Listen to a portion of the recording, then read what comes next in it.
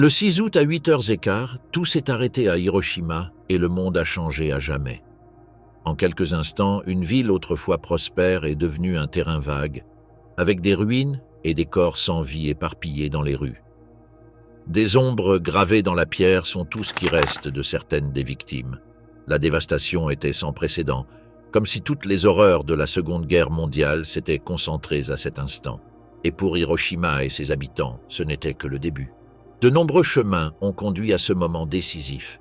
Des ambitions expansionnistes du pays du soleil levant à l'offensive inlassable des États-Unis, ces derniers ont développé l'arme ultime pour mettre fin définitivement à la guerre.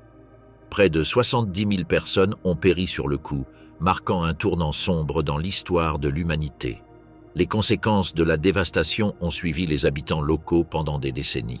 Aujourd'hui encore, Hiroshima reste un témoignage de destruction et les résultats semblent justifier les actions. Qu'est-il arrivé au corps peu de temps après l'explosion de la bombe à Hiroshima? La tempête venue de l'Est, l'essor stratégique du Japon au cœur des flammes de la guerre. Le Japon fut la première nation à vaincre une puissance européenne en vainquant la Russie en 1905. Le Japon suivit rapidement la voie de la conquête militaire dans la première moitié du XXe siècle. Cette victoire a encouragé le Japon et sa politique agressive envers ses voisins. En 1910, la péninsule coréenne devient officiellement une partie de l'Empire. Alors que la Première Guerre mondiale éclatait peu de temps après, le Japon se retrouva comme seule puissance régionale en Extrême-Orient. Le Japon a rejoint la Triple Entente, avec la France, la Grande-Bretagne et la Russie, contre l'ennemi commun, l'Allemagne, qui possédait des colonies telles que les îles Mariannes, Caroline et Marshall. Sans opposition significative, ces îles devinrent rapidement japonaises. Après la guerre, les démocraties du monde ont toléré les politiques expansionnistes des régimes totalitaires en Europe et quelque chose de similaire s'est produit avec le Japon militariste. En 1931, le Japon lance une invasion à grande échelle de la Mandchourie en Chine, une province déjà sous une forte influence économique japonaise. À la fin de l'année suivante, la conquête de cette province du nord de la Corée était terminée et le Japon établit un État fantoche appelé Manchukuo. En 1933, la province de Jeol fut ajoutée au Manchukuo et en 1936, la Mongolie intérieure voisine devint également un État fantoche sous contrôle impérial.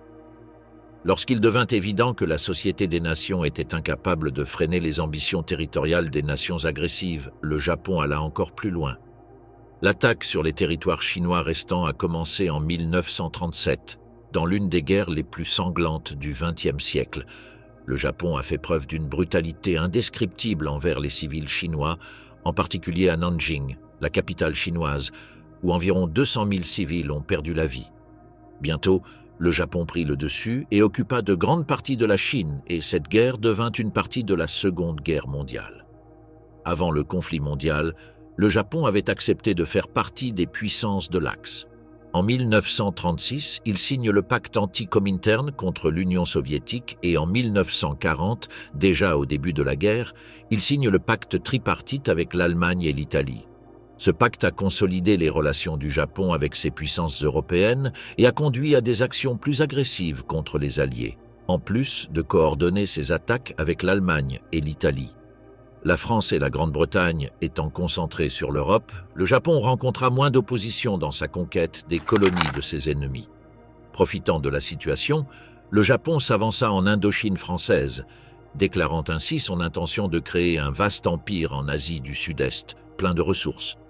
En 1941, le Japon avait conquis tout le Vietnam actuel sur la France.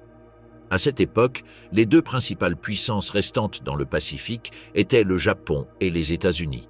Le succès de l'expansion japonaise ne reposait pas uniquement sur des victoires isolées, mais sur une structure militaire hautement centralisée.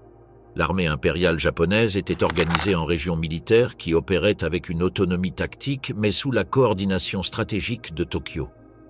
L'armée du Kwantung, en particulier, a joué un rôle clé dans les campagnes d'Asie du Nord-Est, agissant comme force d'occupation et force motrice des opérations en Mandchourie. De plus, le Japon a consacré une grande partie de sa production industrielle à la fabrication d'armes légères, d'artillerie mobile et de trains blindés, éléments essentiels pour soutenir une guerre de mouvement dans de vastes territoires comme la Chine et la Corée. Le réseau ferroviaire contrôlé par les Japonais permettait des déploiements rapides et un réapprovisionnement efficace, tandis que des entreprises comme Mitsubishi et Kawasaki adaptaient leurs lignes pour produire du matériel militaire à grande échelle. Cette combinaison de planification logistique, de supériorité numérique régionale et de brutalité opérationnelle a permis à l'Empire d'avancer rapidement et avec peu d'opposition. Les États-Unis sont restés neutres, même s'ils ont fortement soutenu la Grande-Bretagne par le biais de relations commerciales et de convois.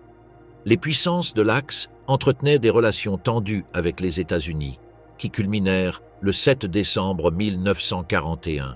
Ce jour-là, le Japon lança une attaque aérienne surprise sur la base navale américaine de Pearl Harbor à Hawaï. L'attaque a détruit ou endommagé plusieurs cuirassés et tué plus de 2400 Américains. À partir de ce moment, les États-Unis sont devenus un ennemi actif et un membre des forces alliées. Bien que l'attaque de Pearl Harbor n'ait pas détruit autant de membres de la flotte américaine du Pacifique qu'on le craignait initialement, le Japon bénéficiait d'un avantage temporaire. L'Empire a profité de cet avantage pour étendre encore son contrôle. Fin décembre, le Japon occupa Hong Kong, les Philippines, Guam et l'île de Wake au début de 1942. Le Japon atteignit son maximum territorial en février lorsqu'il prit Singapour aux Britanniques dans l'une des pires défaites britanniques qui laissa 80 000 hommes prisonniers. La conquête se poursuit avec la chute du dernier bastion américain aux Philippines, la péninsule de Bataan. En avril, les forces japonaises ont submergé les défenseurs et remporté la bataille, démontrant une fois de plus leur brutalité en forçant les prisonniers survivants à marcher sur 100 km. À l'époque, le Japon semblait invincible, mais il était confronté à un nouvel ennemi puissant, prêt à utiliser toute sa puissance contre la nation du soleil levant. Changer de cap, la résurgence de l'Amérique dans le théâtre du Pacifique. Après Pearl Harbor, les États-Unis ont voulu se venger et le conflit entre les superpuissances du Pacifique s'est intensifié. Les États-Unis étaient devenus une puissance économique mondiale après la Première Guerre mondiale, mais c'était la première fois que quelqu'un attaquait leur territoire, ce qui a d'abord suscité la surprise au sein de l'opinion publique américaine, puis un appel à la vengeance. La fierté américaine était en jeu. Mais le Japon était toujours à l'offensive et les États-Unis devaient résister et mettre un terme à cette campagne agressive. Le changement de cap dans le Pacifique n'est pas seulement dû à la tactique militaire, mais aussi à l'appareil logistique colossal mobilisé par les États-Unis. Après l'attaque de Pearl Harbor, le Congrès a autorisé des dépenses militaires sans précédent, avec plus de 300 milliards de dollars alloués à la défense en temps de guerre. Cet investissement s'est traduit par une capacité de production qu'aucun autre pays ne pouvait égaler. Entre 1942 et 1945, les États-Unis ont construit plus de 120 porte-avions, 350 destroyers et 17 millions de tonnes de navires marchands. À ce rythme, plus de tonnes de navires étaient lancées chaque mois que toute la flotte japonaise active. Dans les airs, la différence était encore plus prononcée. Les usines américaines ont produit plus de 300 000 avions pendant la guerre, dont beaucoup étaient des bombardiers à long rayon d'action comme le B-17 et le B-29, capables d'atteindre le territoire japonais à partir de bases éloignées. Cette supériorité aérienne a permis des campagnes d'attrition soutenues qui ont affaibli les défenses japonaises avant chaque débarquement. Pour maintenir un flux constant de troupes, de carburant et de munitions, les États-Unis ont construit des réseaux d'approvisionnement maritime s'étendant de la Californie à l'Australie, en passant par des îles telles que Guam, la Nouvelle-Calédonie et les îles Marshall. La logistique terrestre était également essentielle. Plus de 8 millions de soldats américains ont été mobilisés sur le théâtre du Pacifique, soutenus par plus de 300 000 véhicules militaires, dont des chars légers, des camions de transport et des jeeps. Chaque opération nécessitait des tonnes de nourriture, d'eau, d'armes, d'uniformes et de fournitures médicales, organisées à partir de centres de collecte situés à Hawaï et aux Philippines. Des quais artificiels, des hôpitaux flottants et des aérodromes de fortune sont devenus partie intégrante du paysage de la guerre, garantissant que chaque île conquise servait de base pour la prochaine offensive. Cette domination logistique a non seulement facilité les offensives, mais a également neutralisé la capacité japonaise à se rétablir. Alors que les forces japonaises souffraient de pénuries de carburant, de munitions et de pièces de rechange, les États-Unis pouvaient réapprovisionner une division entière en quelques jours. La bataille ne portait plus seulement sur le territoire, mais sur la durabilité, et sur ce terrain, la machine américaine était imbattable. Le moment le plus important eut lieu en juin 1942, lorsque la marine japonaise tenta de détruire les restes de la flotte américaine à Midway et de terminer le travail commencé à Pearl Harbor. Cependant, les Américains étaient préparés, car cette attaque surprise n'était pas du tout une surprise. Les cryptographes américains avaient déchiffré le code naval japonais et l'armée américaine était prête. Le Japon a perdu la bataille et a subi de lourdes pertes. La bataille de Midway a marqué le tournant de la Seconde Guerre mondiale dans le Pacifique, car les États-Unis ont pris le rôle d'attaquant après cette victoire. Les forces américaines profitèrent de cette victoire et une bataille sanglante sur Guadalcanal s'ensuivit à l'été 1942 qui dura 6 mois. Dans cette bataille, un détail important fut décisif. Les Alliés disposaient de ressources bien plus importantes, tandis que les forces japonaises souffraient de pénuries de ravitaillement et ne recevaient presque aucun renfort, de sorte qu'en février 1943, elles durent se retirer de l'île. Après cette bataille, le Japon n'a subi que des défaites. Après la défaite décisive de Guadalcanal, le Japon a commencé à perdre île après île, tandis que l'Amérique mettait en œuvre une stratégie d'île en île. L'une des dernières tentatives de résistance et de changement de fortune dans la guerre eut lieu lors de la bataille de la mer des Philippines en juin 1944. Au cours de cette bataille, le Japon subit une nouvelle perte dont son armée de l'air ne put se remettre. La chute de Saipan peu de temps après, combinée à l'avantage aérien américain, a marqué le début du bombardement des îles japonaises. La plus grande bataille navale de l'histoire, dans le golfe de Leyte en octobre 1944, a marqué la fin de la marine impériale.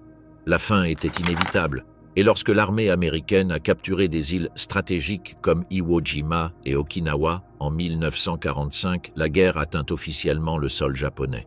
Mais l'armée japonaise ne voulait pas se rendre. Leur défense désespérée a causé de nombreuses pertes à l'armée américaine. Bien que la défaite soit imminente, rien ne changea dans l'état d'esprit des dirigeants militaires japonais, ni dans celui de l'empereur Hirohito. Ce désespoir a également conduit au tristement célèbre tactique kamikaze, où les pilotes chargèrent leurs avions d'explosifs et les pointaient directement sur les navires alliés. Ces tactiques ont suscité la peur parmi les marins alliés, mais n'ont pas changé l'issue de la guerre. La bataille d'Okinawa a montré jusqu'où ils étaient prêts à aller pour arrêter les Américains. Les kamikazes ont causé près de 5000 pertes ennemies et les pertes alliées ont été énormes. Le Japon a perdu plus de 100 000 soldats au cours des 2 mois et demi de bataille, certains n'ayant que 14 ans.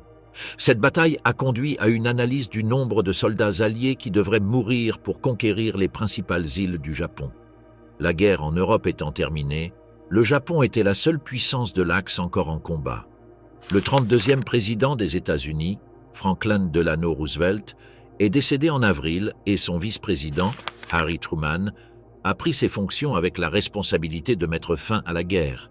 Le seul objectif restant était d'occuper le Japon. L'invasion planifiée, dont le nom de code était Opération Downfall, aurait coûté la vie à au moins 1 demi-million de soldats américains. C'était un risque que Truman n'était pas prêt à prendre, car il existait un autre moyen de gagner la guerre, la science de la destruction massive. L'aube de l'ère atomique, avancée révolutionnaire de la science nucléaire dans un contexte de conflit mondial. La science nucléaire a parcouru un long chemin depuis ses humbles débuts jusqu'au moment qui a changé à jamais l'histoire de la guerre. Tout a commencé à la fin du XIXe siècle avec une série de découvertes révolutionnaires. En 1896, Henri Becquerel fait une observation surprenante. Certains matériaux peuvent émettre des radiations sans aucune source d'énergie extérieure. Cette découverte deviendra bientôt connue sous le nom de radioactivité, ouvrant ainsi un tout nouveau champ d'études. Peu de temps après, les 2 plus grands noms des débuts de la science nucléaire, Marie et Pierre Curie, ont poussé les découvertes de Becquerel encore plus loin en isolant des éléments radioactifs tels que le polonium et le radium. Leurs travaux ont révélé les puissantes forces présentes dans l'atome, inconnues jusqu'alors de l'humanité, et ainsi, le célèbre couple a remis en question l'ancienne croyance selon laquelle l'atome était le plus petit composant indivisible de la matière. Mais ils n'étaient pas les seuls à travailler dans ce domaine. Alors que le XXe siècle ouvrait de nouvelles possibilités, un physicien néo-zélandais, Ernest Rutherford, continua d'explorer et d'élargir les limites de la science atomique. En 1911, il fit une découverte dérivée de sa célèbre expérience de la feuille d'or. Rutherford a proposé un nouveau modèle atomique avec un noyau petit et dense au centre. Cette découverte a marqué un tournant dans la science nucléaire, marquant la naissance de la physique nucléaire moderne. En 1919, Rutherford était allé encore plus loin en réalisant la première réaction nucléaire artificielle, en bombardant des atomes d'azote avec des particules alpha et en les convertissant en oxygène. Cette expérience a laissé entrevoir une nouvelle possibilité. Le noyau atomique pourrait être manipulé, libérant ainsi d'énormes quantités d'énergie. Au cours de la décennie suivante, les découvertes en physique nucléaire se succèdent rapidement. Le modèle atomique de Niels Bohr a permis d'expliquer comment les électrons se comportent à l'intérieur des atomes. Pendant ce temps, des physiciens comme Enrico Fermi ont commencé à expérimenter avec des neutrons, en bombardant divers éléments pour étudier leur structure atomique. Un aspect extrêmement important est apparu, la fission nucléaire, le processus par lequel le noyau d'un atome se divise, libérant une quantité colossale d'énergie. En 1938, peu avant la Seconde Guerre mondiale, Otto Hahn et Fritz Strassmann ont démontré avec succès ce processus en divisant des atomes d'uranium. Peu de temps après, Lise Meitner et son neveu Otto Frisch ont expliqué la physique derrière ce phénomène. Les implications de la fission nucléaire sont devenues immédiatement claires pour les scientifiques. Étant quelque chose de petit capable de libérer une puissance immense, il est devenu une arme potentielle de destruction sans précédent. Et alors que la Seconde Guerre mondiale commençait à pencher en faveur de l'Axe, les craintes grandissaient que l'Allemagne nazie puisse être la première à développer cette terrible nouvelle arme. Cette crainte a alimenté les efforts déployés aux États-Unis et en Grande-Bretagne pour exploiter la fission nucléaire à des fins militaires. Avant le début de la Seconde Guerre mondiale, la recherche nucléaire était déjà devenue une entreprise internationale avec de nombreux centres de développement actifs. L'Allemagne, qui comptait parmi ses rangs certains des physiciens les plus avancés au monde, tels que Werner Heisenberg et Carl Friedrich von Weizsäcker, avait créé des laboratoires d'État pour étudier les applications de la fission après la découverte d'Otto Hahn. Le régime nazi a cependant imposé de sévères restrictions aux scientifiques juifs, provoquant une fuite des cerveaux qui a affaibli son leadership scientifique. Malgré cela, les avancées allemandes en physique théorique furent suffisamment importantes pour susciter l'inquiétude d'autres puissances. Au Royaume-Uni, le comité Maude, créé en 1940, a réuni d'éminents physiciens britanniques pour évaluer la faisabilité d'une bombe atomique. Ces conclusions, basées sur des expériences menées par Otto Frisch et Rudolf Peierls, affirmaient qu'une bombe à l'uranium était non seulement possible, mais réalisable avec une quantité étonnamment faible de matière fissile. Ces informations seront ensuite partagées avec les États-Unis, servant de catalyseur à la priorisation du programme nucléaire américain. Parallèlement, le Canada a travaillé en étroite collaboration avec le Royaume-Uni en fournissant des ressources techniques et un accès aux minerais d'uranium du Congo belge. En Union soviétique, la recherche sur l'énergie nucléaire a progressé lentement en raison du manque d'infrastructures techniques et des purges politiques qui ont affecté le monde universitaire. Cependant, des groupes dirigés par des scientifiques comme Igor Kurchatov avaient déjà commencé des études sur les réactions en chaîne, bien qu'avec un accès limité aux matières fissiles. Pendant ce temps, en France, Frédéric Joliot-Curie et son équipe du Collège de France étudiaient la possibilité de réactions auto-entretenues, mais furent interrompus par l'invasion allemande en 1940. Le flux d'informations entre ces groupes était limité par la guerre, la censure et la militarisation croissante de la science. Cependant, les connaissances accumulées dans différentes parties du monde ont formé un réseau latent de capacités nucléaires. Cette compétition silencieuse a suscité l'inquiétude des physiciens exilés aux États-Unis qui ont compris que le domaine de la fission atomique n'était plus l'apanage d'un seul pays. La possibilité que l'Allemagne soit la première à développer une arme basée sur ce principe était réelle, et cette perception fut le moteur des décisions cruciales qui allaient intervenir plus tard. En août 1939, les physiciens Léo Szilard et Albert Einstein écrivirent au président Franklin D. Roosevelt. Dans cette lettre, ils essayaient de lui faire comprendre l'importance que pouvait représenter cette nouvelle arme et demandaient son soutien à la recherche sur l'énergie atomique. Ils ont également averti le président que les Allemands y travaillaient probablement déjà. Son avertissement a conduit à la création du projet Manhattan, un effort monumental et secret visant à construire la première bombe atomique au monde. De la théorie à la réalité, la quête de suprématie nucléaire du projet Manhattan. Après avoir reçu la lettre d'avertissement des plus grands scientifiques du monde, le président Roosevelt a décidé d'agir immédiatement, et c'est ainsi que la graine de la bombe atomique a été plantée. Roosevelt a créé le comité consultatif sur l'uranium en octobre 1939, 2 mois seulement après avoir reçu la lettre.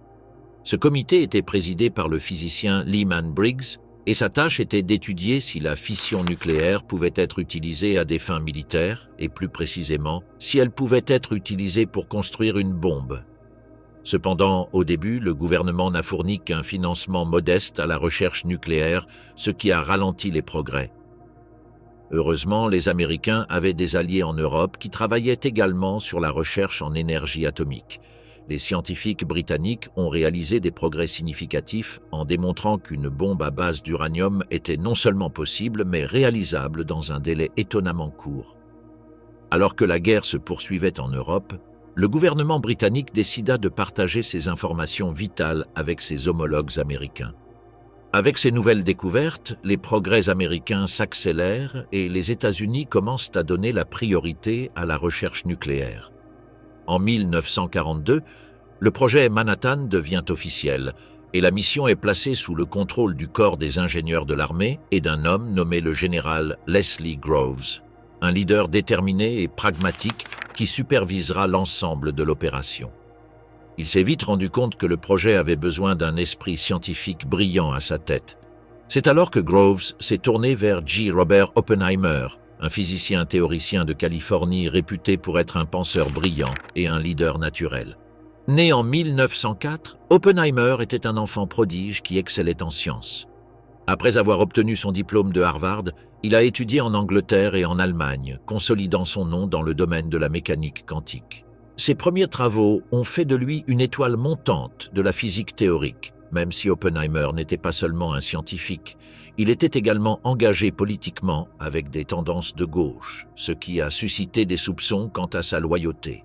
Cependant, son intelligence et sa capacité à unir les esprits ont fait de lui le choix de Groves pour diriger les efforts scientifiques du projet Manhattan. La première tâche a été de choisir un emplacement, et l'équipe a opté pour Los Alamos au Nouveau-Mexique, un plateau isolé entouré de déserts et de montagnes, idéal pour la confidentialité du projet. En 1943, débute la construction d'une nouvelle installation qui deviendra bientôt le cœur du projet. À mesure que les scientifiques et leurs familles arrivaient, Los Alamos est devenue une petite communauté secrète. La ville n'existait officiellement sur aucune carte, et ceux qui y travaillaient l'appelaient simplement la colline. La dimension logistique du projet Manhattan était aussi colossale que son ambition scientifique. À son apogée, plus de 130 personnes travaillaient directement dans ces différentes installations. Des physiciens théoriciens et chimistes aux ouvriers, techniciens et militaires. Ces personnes étaient réparties sur plusieurs sites. Los Alamos au Nouveau-Mexique, Hanford dans l'État de Washington, Oak Ridge dans le Tennessee et plusieurs usines auxiliaires dans d'autres États. La plupart des gens ne savaient pas qu'ils contribuaient à la fabrication d'une bombe. Usine d'enrichissement d'uranium de Oak Ridge consommait plus d'électricité que toute la ville de New York, avec une demande de plus de 200 mégawatts par jour. 3 méthodes de séparation y ont été développées. La diffusion gazeuse, la séparation électromagnétique par calutron et les procédés centrifuges expérimentaux, tous fonctionnant simultanément dans des installations de la taille de petites villes. Le site de Hanford, quant à lui, était responsable de la production de plutonium au moyen de réacteurs nucléaires et d'usines d'extraction chimique, des opérations jamais réalisées auparavant à l'échelle industrielle. Le coût total du projet Manhattan s'élevait à plus de 2 milliards de dollars à l'époque, soit l'équivalent de plus de 30 milliards de dollars aujourd'hui. Le budget de construction et d'exploitation de Oak Ridge dépassait à lui seul un demi-milliard et celui de Los Alamos, 74 millions. Pour maintenir le secret, les dossiers financiers étaient fragmentés. Les achats étaient acheminés par l'intermédiaire de sociétés écrans et les allocations budgétaires étaient distribuées sous forme de projets civils ou de défense générique. Le niveau de confidentialité était tel que même certains hauts fonctionnaires du gouvernement n'étaient pas au courant de l'existence complète du projet jusqu'à peu de temps avant les tests finaux. Ces chiffres montrent que le projet Manhattan n'était pas seulement une initiative scientifique, mais une entreprise industrielle et militaire sans précédent, construite avec une précision que seule une économie mobilisée pour une guerre totale pouvait soutenir. La vie là-bas était étrange et souvent difficile. La nécessité d'un secret absolu signifiait que les travailleurs étaient isolés du monde extérieur et que de nombreux scientifiques ne connaissaient que la partie du projet sur laquelle ils travaillaient. Les ingénieurs travaillant sur l'enrichissement de l'uranium ou la production de plutonium ne savaient pas à quoi visaient leurs efforts. Les gens vivaient sous une surveillance constante, avec des gardes armés patrouillant le périmètre et toute correspondance censurée. Mais même si les conditions étaient difficiles et que beaucoup ignoraient le but ultime, les scientifiques savaient qu'ils travaillaient sur quelque chose de la plus haute importance et de nombreux esprits parmi les plus brillants étaient présents. Des scientifiques tels qu'Enrico Fermi et Richard Feynman ont travaillé aux côtés du lauréat du prix Nobel Niels Bohr. Ils étaient tous conscients que ce qu'ils créaient allait changer le monde, même s'ils discutaient rarement de ses implications morales. Le leadership d'Oppenheimer a réuni tous ces génies dans une seule mission. Ils avaient deux options devant eux, une bombe à base d'uranium ou une bombe à base de plutonium. La bombe à l'uranium était plus simple, utilisant un mécanisme qui joignait deux morceaux d'uranium ensemble pour créer une réaction en chaîne. En revanche, la bombe au plutonium a nécessité une approche beaucoup plus complexe. Le plutonium s'est avéré plus difficile à manipuler que l'uranium, et le mécanisme d'implosion nécessitait une précision initialement difficile à atteindre. Finalement, ils ont réussi les deux. Du silence à l'onde de choc, le test Trinity et la naissance de la bombe. Les scientifiques, dirigés par Oppenheimer, ont atteint leurs objectifs et ont créé la bombe la plus dévastatrice, bien que le projet soit encore en phase expérimentale. La phase suivante consistait à tester l'arme, et l'endroit idéal était un désert du Nouveau-Mexique, loin de toute population. Le test était prévu pour le 16 juillet. Baptisé Trinity, le test a été gardé secret, car ses créateurs savaient qu'il changerait le cours de l'histoire. Bien que l'équipe du projet soit composée d'experts de premier plan, ils n'étaient pas certains du résultat du test. La bombe a été montée au sommet d'une tour en acier pour simuler une détonation aérienne. Alors que le compte à rebours commençait, l'équipe s'est réfugiée dans des bunkers à plusieurs kilomètres de là.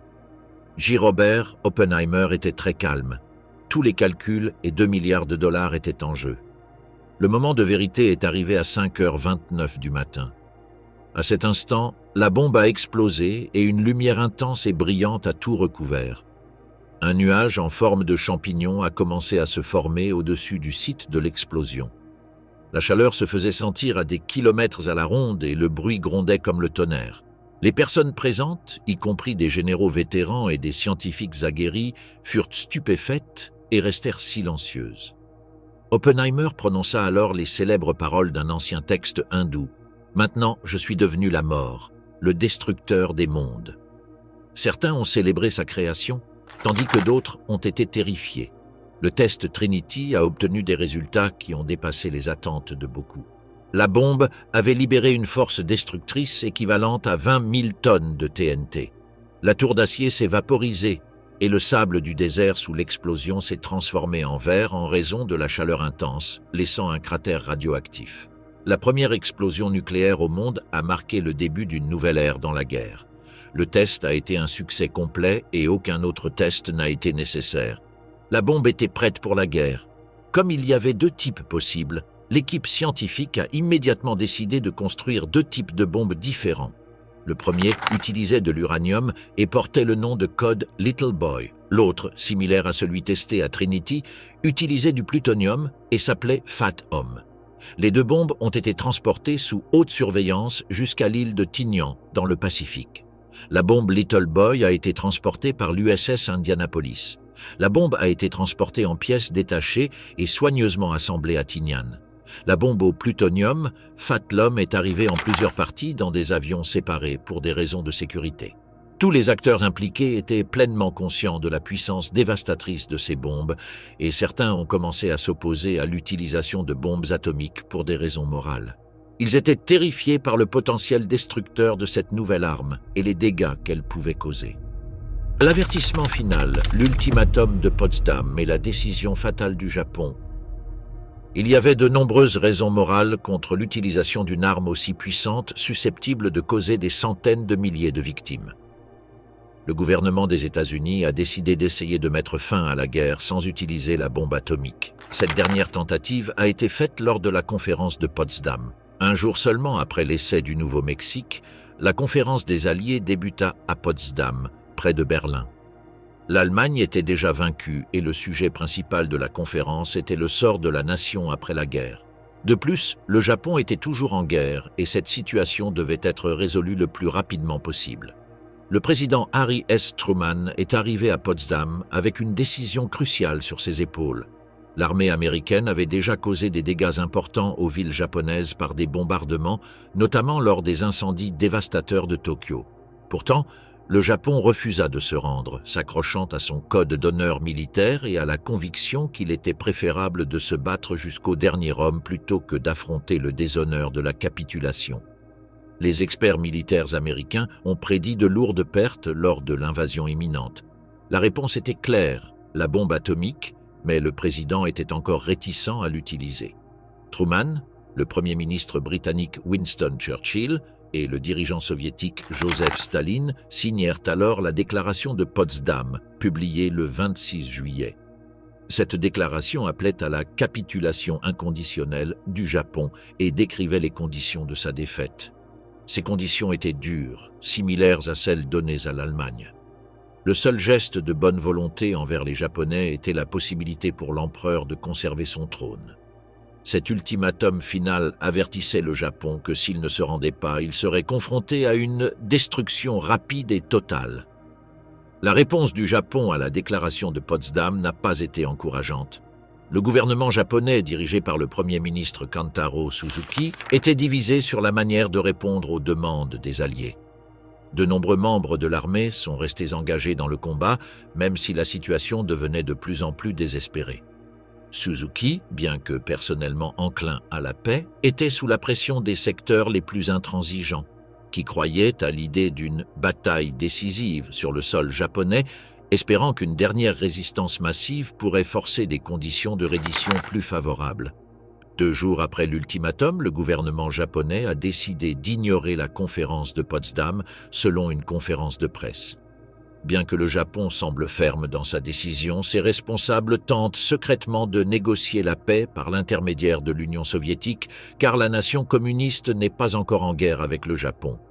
Mais il était déjà trop tard, car Staline avait promis d'entrer en guerre le plus tôt possible. Cela a également accéléré la décision d'utiliser la bombe atomique, car les États-Unis ne voulaient pas d'une occupation partagée et d'une éventuelle division du Japon en parties communistes et capitalistes, comme en Allemagne.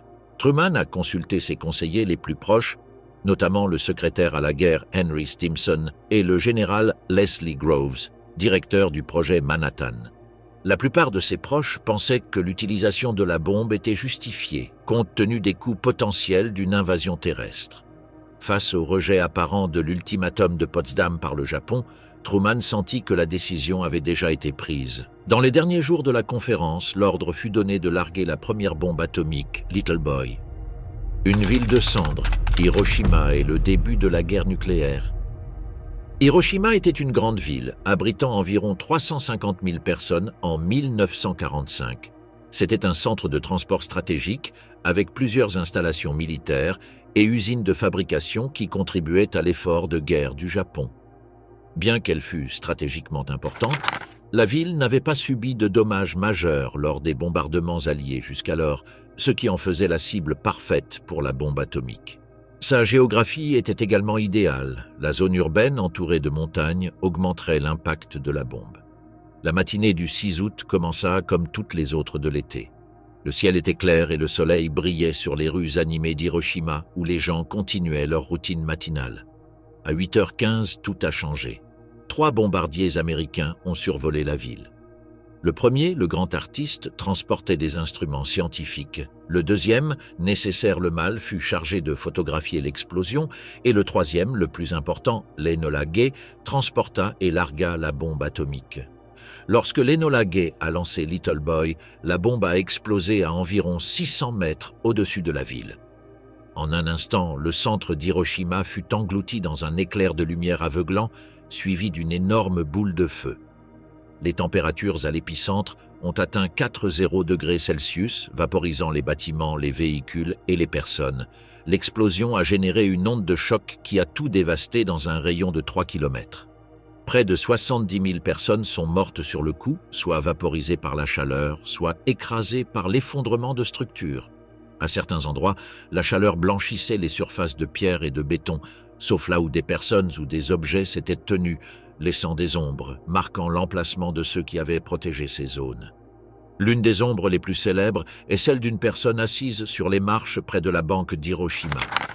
Le nuage en forme de champignon s'élevait au-dessus de la ville, visible à des kilomètres à la ronde, tandis que les rues se transformaient en un désert cauchemardesque de cendres, d'acier tordu et de corps. Les survivants près de l'épicentre se sont retrouvés dans un paysage surréaliste et apocalyptique. Des incendies se sont déclarés dans toute la ville, alimentés par des débris et une chaleur intense. Les personnes à l'extérieur ont subi de graves brûlures. Leur peau se décollait alors qu'ils erraient dans les ruines, sous le choc, implorant de l'eau. Beaucoup étaient trop stupéfaits pour comprendre ce qui s'était passé. Les plus chanceux étaient ceux qui étaient protégés par des bâtiments en béton ou qui se trouvaient sous terre, même s'ils ont émergé pour faire face à des scènes d'horreur.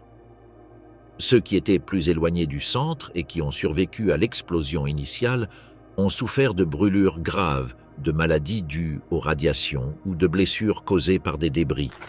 Les hôpitaux et les centres médicaux ont été détruits, laissant les blessés sans soins. Dans les heures qui ont suivi le bombardement, Hiroshima est devenue une scène de chaos. Les survivants ont cherché de l'aide, mais les incendies et les destructions ont rendu presque impossible l'accès des équipes de secours à ces zones. Ceux qui ont échappé au coup direct ont fui la ville à la recherche d'eau et d'un abri, beaucoup s'effondrant d'épuisement et de blessures en cours de route. Les rivières se remplissaient de gens désespérés de se soulager de leurs brûlures, même si beaucoup d'entre eux allaient mourir peu de temps après. Quelques heures plus tard, la nouvelle parvint à Tokyo et ceux qui allèrent enquêter furent choqués. Hiroshima avait pratiquement cessé d'exister. L'attaque à la bombe atomique a profondément ébranlé le gouvernement japonais. Déjà dans une situation désespérée, résistant à un bombardement intense, rien n'aurait pu les préparer à cela. Cependant, le commandement militaire japonais était divisé. Malgré la dévastation inimaginable, certains des dirigeants les plus coriaces hésitaient encore à se rendre. Ils pensaient pouvoir obtenir de meilleures conditions dans le cadre d'une paix négociée s'ils continuaient à se battre. Face à la destruction, l'empereur fut informé de la situation, mais à ce moment-là, il n'y avait toujours pas de décision de capitulation. Bientôt, la situation allait devenir encore pire. La deuxième frappe, Nagasaki, et la libération de la terreur atomique. 3 jours après les événements d'Hiroshima, la prochaine bombe atomique a suivi le chemin de la destruction. Nagasaki, une ville portuaire historique avec un mélange unique de culture japonaise et occidentale, a été la deuxième ville attaquée par une bombe atomique. La cible initiale était en fait la ville de Kokura, mais une épaisse couverture nuageuse au-dessus de Kokura ce jour-là a forcé l'équipage à changer sa cible pour Nagasaki. À 11 minutes et 2 heures du matin, après avoir cherché une ouverture dans les nuages, le bombardier B-29 Bockscar largua la bombe sur la ville. L'explosion a eu lieu à une altitude d'environ 500 mètres près de la cathédrale d'Urakami, une église catholique de la ville. Contrairement à Hiroshima, qui était en grande partie plate, le terrain montagneux de Nagasaki a contribué à limiter l'étendue de la dévastation. Pourtant, l'impact a été catastrophique. Environ 40 000 personnes sont mortes sur le coup et des dizaines de milliers d'autres ont été grièvement blessées. Les usines Mitsubishi, essentielles à la production de guerre du Japon, ont été détruites, ainsi que des maisons, des écoles et des hôpitaux. Des incendies se sont rapidement déclarés et une colonne de fumée noire s'est élevée dans le ciel tandis que la moitié nord de la ville était en ruine. Ceux qui ont survécu à l'explosion initiale ont été confrontés à une triste réalité. La chaleur était si intense que les vêtements et la peau de nombreuses personnes collaient à leur corps. L'onde de choc a projeté des débris et du verre dans les airs, provoquant de profondes coupures et blessures. Dans les heures qui ont suivi l'attaque, les survivants de Nagasaki ont eu du mal à comprendre ce qui s'était passé. Les effets à long terme, notamment les maladies liées aux radiations, n'ont pas été immédiatement compris, mais les gens ont rapidement commencé à tomber malades, à perdre leurs cheveux et leurs dents, et leur corps s'est affaibli. Ceux qui avaient échappé à l'explosion étaient désormais confrontés à un déclin lent et douloureux dû à l'exposition aux radiations. La dévastation de Nagasaki n'a pas seulement été la destruction d'une cible stratégique, mais l'effacement de siècles d'histoire et de culture en un clin d'œil. Les responsables japonais à Tokyo ont été à nouveau choqués. La nouvelle de la destruction de Nagasaki arriva rapidement, mais comme après Hiroshima, on ne croyait pas qu'une telle puissance dévastatrice puisse être à nouveau libérée si tôt. Ils avaient à peine réalisé l'ampleur du premier bombardement atomique qu'une autre ville avait été rasée. Les récits des survivants et les rapports de reconnaissance ont confirmé ce qui s'était passé, et les dirigeants ont dû faire face à une pression croissante pour prendre une décision. L'acte final, la reddition du Japon et la fin du conflit mondial. 6 jours après la deuxième bombe atomique, le Japon a déclaré sa capitulation inconditionnelle. Même après la dévastation que ces bombes ont causée au pays, certains groupes au sein de l'armée voulaient continuer la guerre, déclenchant un débat intense au sein du gouvernement. L'empereur annonça la nouvelle au peuple par la radio et, suite à cette annonce, ordonna au gouvernement d'accepter les termes de la conférence de Potsdam. Le 2 septembre 1945, des représentants du gouvernement japonais signent officiellement l'acte de capitulation à bord de l'USS Missouri dans la baie de Tokyo. Ce moment, et la reddition au général Douglas MacArthur, symbolisèrent la fin de l'ère du militarisme au Japon. La cérémonie de signature s'est conclue par la reconnaissance par les représentants japonais de leur défaite et leur accord de se conformer aux conditions fixées par les Alliés. Le processus de reddition s'est déroulé sans la présence de l'empereur, qui n'a pas personnellement assisté à la cérémonie. Cependant, son autorité était implicite dans l'acte et la signature représentait une acceptation directe de son soutien à la reddition. La participation de l'empereur fut cruciale pour légitimer le processus de reddition, car son approbation contribua à unir le peuple et le gouvernement japonais dans l'acceptation de la défaite. Le Japon a dû endurer des conditions de paix difficiles. L'armée a été démantelée et toutes les activités militaires ont été interdites. Les réformes économiques et constitutionnelles commencèrent presque immédiatement, et parmi ces changements, les puissances alliées insistèrent sur les procès de Tokyo pour tenir les dirigeants japonais responsables des crimes de guerre commis pendant le conflit. Ces réformes avaient un seul objectif: réintégrer le Japon dans la communauté internationale. Cela incluait la promotion de relations pacifiques avec d'autres nations et la participation aux organisations internationales, intégrant le Japon dans un nouvel ordre basé sur la coopération et la paix. L'empereur Hirohito a été autorisé à continuer d'être empereur, bien que son rôle soit passé d'une figure d'autorité divine à un monarque constitutionnel, symbolisant la transition du Japon vers une nation démocratique. Ce changement a été important pour maintenir l'ordre public et préserver le sentiment d'identité nationale pendant une période de grande transformation. Hibakusha, témoignage vivant du coût humain de la guerre nucléaire. Le Japon s'est remis des immenses destructions de la Seconde Guerre mondiale, mais de nombreuses personnes ont dû vivre avec de graves blessures et traumatismes après les événements d'Hiroshima et de Nagasaki. Ces personnes sont connues au Japon sous le nom de Hibakusha ou personnes touchées par l'explosion. Dans les premiers jours qui ont suivi les bombardements, la tâche principale était d'identifier et d'enterrer les morts. Certains survivants ont tenté d'identifier leurs proches grâce à des effets personnels ou à d'autres éléments reconnaissables.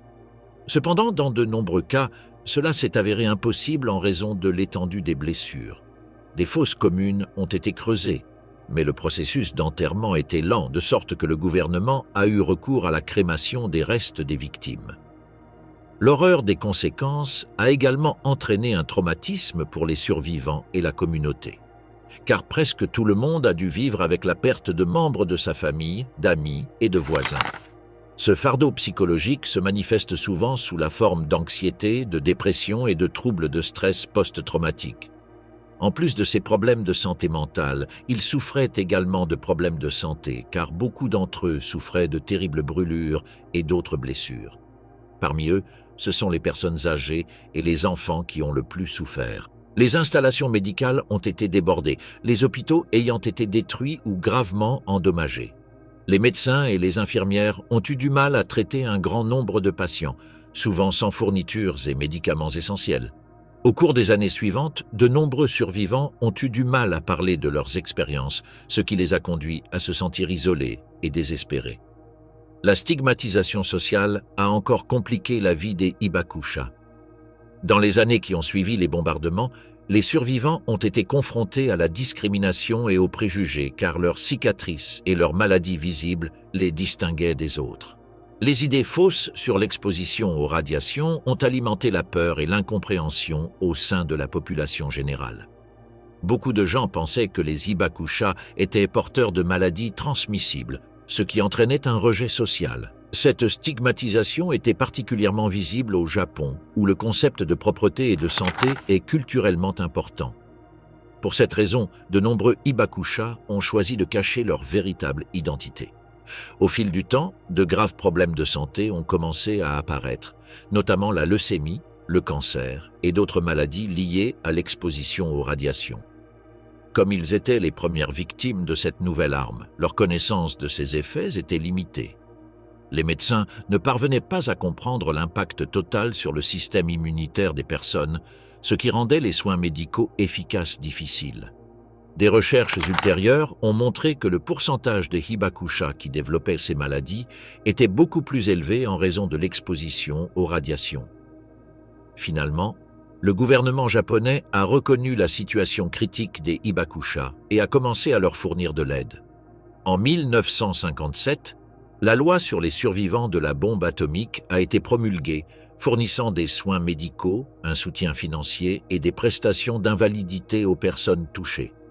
La loi a établi un cadre pour les examens et les traitements médicaux, même si sa mise en œuvre a été critiquée comme insuffisante. De nombreux Hibakusha ont eu du mal à accéder aux ressources dont ils avaient besoin et les barrières bureaucratiques ont rendu difficile l'obtention de soins adéquats. Certains survivants hésitaient également à demander de l'aide en raison de la stigmatisation associée à leur état. Les systèmes de soutien culturel et communautaire sont apparus comme une bouée de sauvetage vitale pour les Hibakusha. De nombreux survivants ont trouvé du réconfort dans le partage d'expériences, en formant des groupes de soutien et des organisations dédiées à la défense de leurs droits et à la sensibilisation aux effets de la guerre nucléaire. Ces groupes ont travaillé sans relâche pour documenter les histoires des Hibakusha, veillant à ce que leurs expériences ne soient pas oubliées. De l'essor de l'armée japonaise à la stratégie américaine de saut d'île en île, la Seconde Guerre mondiale a apporté de nombreuses horreurs et histoires du monde entier, mais celle-ci les a toutes surpassées, car elle impliquait de nombreux aspects différents. Le 6 août 1945 a changé le monde à bien des égards. Ce jour-là, l'empire militariste japonais prit fin et les États-Unis devinrent la première puissance nucléaire du monde. L'événement a souligné l'importance de la science à des fins militaires, mais a également montré à quel point cette combinaison peut être dévastatrice. De plus, ce moment a changé la vie de nombreuses personnes touchées par ces bombes. Aujourd'hui encore, Hiroshima reste synonyme de dévastation et de pertes humaines. L'histoire d'Hiroshima reste un sombre rappel de l'immense tribut de la guerre. Le bombardement atomique a provoqué des souffrances inimaginables, soulignant la nécessité de la paix et de la diplomatie pour prévenir de futurs conflits. Le destin des Hibakusha nous rappellera toujours cette leçon.